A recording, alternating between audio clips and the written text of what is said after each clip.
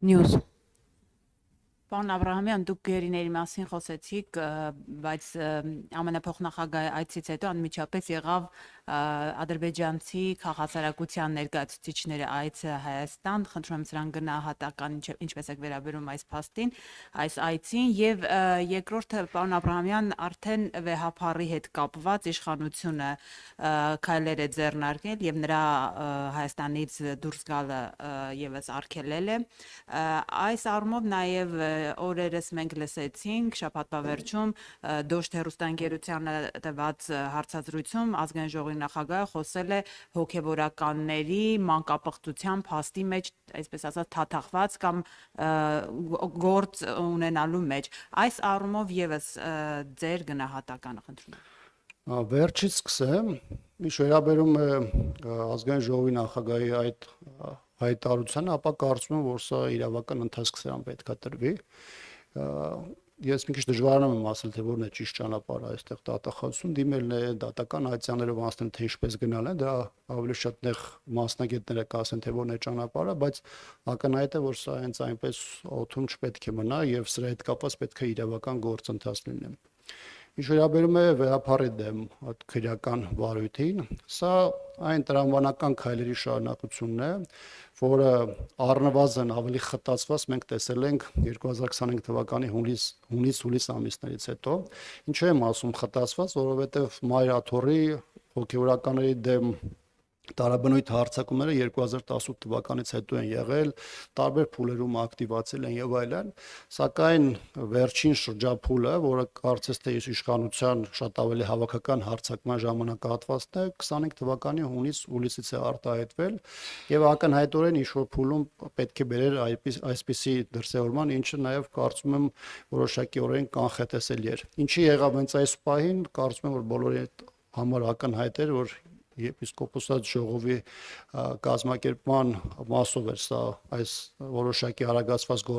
գործողությունները պայմանավորված կրկնում եմ ակնհայտորեն ինչ-որ փուլում լինելու էր այսպիսի դրսևորում, այսպիսի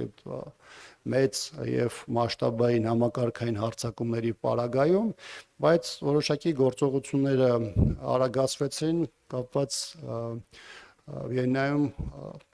նախատեսված այդ հայտնի ժողովի հետ։ Ինչ վերաբերում է ձեր առաջին հարցին, որը վերաբերում է երկու երկրների այսպես կոչված քաղաքացիական ներկայացուցիչներին, կարծում եմ,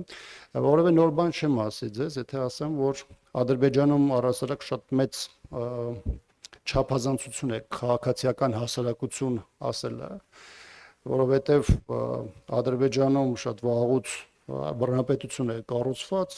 այնտեղ խոսել ազատ մեդիայի մասին, խոսել հասարակական կազմակերպությունների մասին, որոնք դուրս են իշխանության վերահսկողությունից, պարզապես չեն կարող ասել,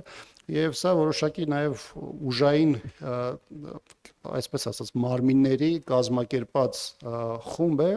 որոնք ամեն մեկ ունեն տարբեր խնդիրներ, մի մասը հանրային մակարդակում, մի մասը չերևացող մակարդակում եւ այլն։ Դեռ չեմ խոսում այն մասին, որ իրենք այդ մարդիկ կամ այդ մարդկանց ճնշող մեծամասնությունը դեռևս որոշ կարճ ժամանակ առաջ խոսում էին հայերի նկատմամբ ատելության կամ հայերի դեմ գործողությունների ամենաբարձր մասշտաբների մասին եւ բնականաբար այդ մարդիկ մեկ օրվա մեջ չեն կարող փոփոխության ենթարկվել եւ ասել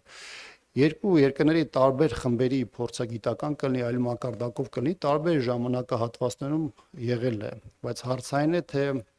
դրանք ինչ խնդիր են այդ պահին իր մեջ ունեցել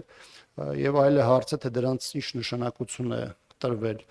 Իսկ այս տեսանկյունից Ադրբեջանը ինքը իր համար ունի իր քայլերի հաջորդականությունը, դրան զուգահեռ իմիջիայլոց սպառազինվում է եւ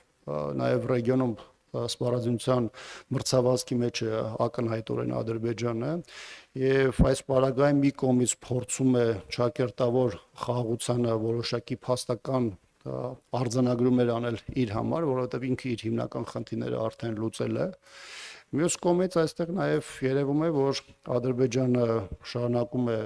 իր սպառազինությունների բավականին մեծ ծավալներով գնումների պայմաններում փորձել այդ թվում նաև Հայաստանի հետ հարաբերություններում հանդես գալ թելադրողի ուժեղի դիրքերից, ինչը որ չի էլ թաքցնում։ Հանրային ռադիո։ Պարոն Աբ รา համի